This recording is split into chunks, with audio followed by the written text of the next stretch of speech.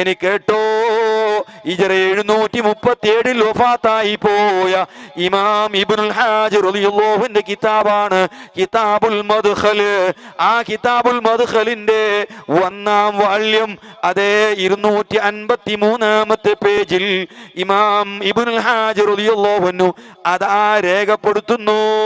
എന്താ രേഖപ്പെടുത്തുന്നത് കേട്ടോളൂ.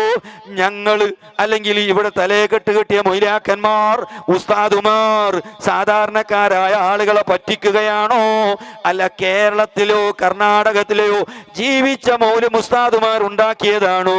നിങ്ങൾ നോക്കിക്കോ.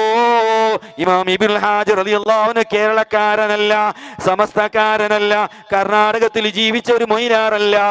ആ ഇമാം ഇബ്നു ഹജർ തങ്ങൾ പറയുന്നത് കേട്ടോ, ഫമൻ തവസ്സല ബിഹി, ആരെങ്കിലും റസൂലുള്ളാഹി തങ്ങളെ തവസ്സുലാക്കിയാൽ, റസൂലുള്ളാഹി തങ്ങളെ മധ്യവർത്തിയാക്കിയാൽ, അവിസ്തഗാസ ബിഹി, അല്ല റസൂലുള്ളാഹി തങ്ങളെ ഇസ്തിഗാസ നടത്തിയാൽ, നബിയെ സഹായിക്കണേ എന്ന് റസൂലുള്ളാഹിനെ വിളിച്ചാൽ, ഔ ത്വലബ ഹവായിജഹു, അല്ല അവന്റെ വല്ല ആവശ്യം, നബിയെ എന്റെ രോഗം മാറ്റി തരണേ, എന്റെ കടം വീട്ടി തരണേ എന്നൊരാവശ്യം റസൂലുള്ളാഹി തങ്ങളോട് പറഞ്ഞാൽ, ഫലാ യുറദ്ദു വലാ യഖീബു, അവനൊരിക്കലും തള്ളപ്പെടൂല, അവന്റെ ആവശ്യങ്ങളെ തള്ളപ്പെടൂല, അതേ അവന് ഖായിബായി മടങ്ങൂല.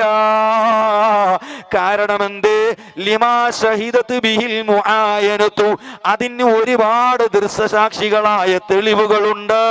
അതേ ഒരുപാട് തെളിവുകളുണ്ട്. വൽ ആസാർ, ഒരുപാട് തെളിവുകളുണ്ട് കേട്ടോ. വയഹ്താജു ഇലൽ അദബിൽ കുല്ലി ഫീ സിയാറത്തി അലൈഹിസ്സലാം എന്നിങ്ങനെ പറഞ്ഞിട്ട് ആ മഹാനായ ഇമാം ഇബ്നുൽ ഹാജ് റളിയല്ലാഹു അൻഹു അതേ അവിടുത്തെ ഗ്രന്ഥത്തിൽ പറയുന്നു, ഫത്തവസ്സുലു ബിഹി അലൈഹിസ്സലാത്തു വസ്സലാം, നബിനെ കൊണ്ട് തവസ്സുലാക്കുന്നത് ഹുവ മഹല്ലു ഹദ്ദി അഹ്മാനിൽ ഔസാരി വഅഖാലി ദുനൂബി വൽ ഖതായാ, അതേ ഒരു മുസ്ലിമിന്റെ കുറ്റങ്ങളെല്ലാം പുറത്തു കിട്ടുന്ന ഒരു കേന്ദ്രമാണ് കേട്ടോ. നബി തങ്ങളെ സിയാറത്ത് ചെയ്തിട്ട് ആ റസൂലുള്ളാഹിനെ കൊണ്ട് തവസ്സുൽ ചെയ്താൽ നമ്മുടെ ദോഷങ്ങളെല്ലാം പുറത്തു കിട്ടും. ലിഅന്ന ബറകത ശഫാഅതിഹി, നബിയുടെ ശഫാഅത്തിന്റെ ബറകത്ത്, വഇളമഹാ, അതിന്റെ വലിപ്പവും, ഇൻദ റബ്ബിഹി ലാ യതആലമുഹാ ദംബുൻ, അതിനോട് ഒരിക്കലും ഒരു മനുഷ്യൻ ചെയ്ത കുറ്റം കടപിടിക്കൂല. അല്ലാഹുവിന്റെ റസൂലിനുള്ള സ്ഥാനത്തിനേക്കാളും വലുതല്ല ഒരു മനുഷ്യന്റെ കുറ്റം. എന്നിട്ട് ഇമാം ഇബ്നുൽ ഹാജ് തങ്ങൾ പറയുന്നു, വമൻ യതഖദ ഖിലാഫ ഹാദാ, ആരെങ്കിലും ഇതിനെതിരായി വല്ലവനും വിശ്വസിക്കുന്നെങ്കിൽ, അഥവാ റസൂലുള്ളാഹിനെ വിളിച്ചാൽ മുശ്രിക്കാകും, ബദരീങ്ങളെ വിളിച്ചാൽ മുശ്രിക്കാകും, മുഹ്യിദ്ദീൻ ശൈഖിനെ വിളിച്ചാൽ മുശ്രിക്കാകും, ഈ നിലക്കൊരുത്തൻ വിശ്വസിക്കുന്നു എങ്കിൽ, അഥവാ സലഫി വിശ്വസിക്കുന്നത് പോലെ ഒരുത്തൻ വിശ്വസിക്കുന്നെങ്കിൽ കേട്ടോ, ഇമാം ഇബ്നുൽ ഹാജ് തങ്ങൾ പറയുന്നു, ഫഹുവൽ മഹ്റൂം, അവൻ അള്ളാന്റെ റഹ്മത്തിൽ നിന്ന് തടയപ്പെട്ട ലക്ഷണം കെട്ടവനാണ് കേട്ടോ.